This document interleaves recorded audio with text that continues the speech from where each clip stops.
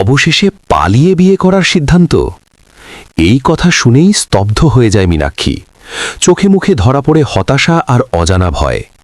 তাহলে কি এবার সত্যিই প্রকাশ পেতে চলেছে কুসুম ও আয়ুষের গোপন সম্পর্কের কথা?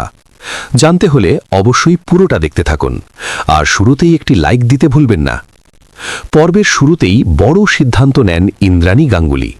তিনি মেগাকেই আয়ুষের যোগ্য জীবনসঙ্গিনী মনে করে তাকে পুত্রবধূ করার চূড়ান্ত সিদ্ধান্ত নেন। কিন্তু এই সিদ্ধান্তে একেবারেই সায় দেয় না আয়ুষ। স্পষ্ট জানিয়ে দেয় সে মেগাকে বিয়ে করবে না।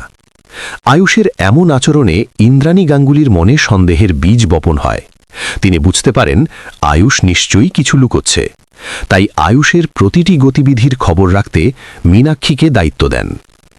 ইন্দ্রাণীর নির্দেশে মীনাক্ষী নজর রাখতে শুরু করে, কিন্তু তার নজর পড়ে একটাই মানুষের ওপর, কুসুম।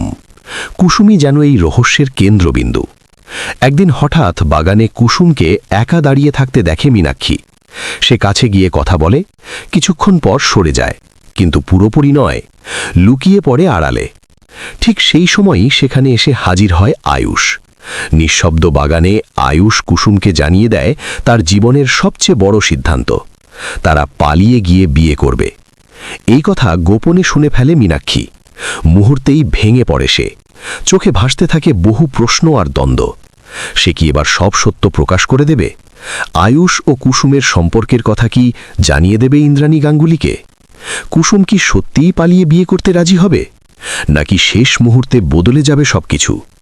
এই সমস্ত টানটান উত্তেজনা, আবেগ আর বড় মোড়ের উত্তর জানতে চোখ রাখুন সিরিয়ালের আগামী পর্বে, কারণ সামনে অপেক্ষা করছে এমন এক ঝড় যা বদলে দিতে পারে সবার জীবন।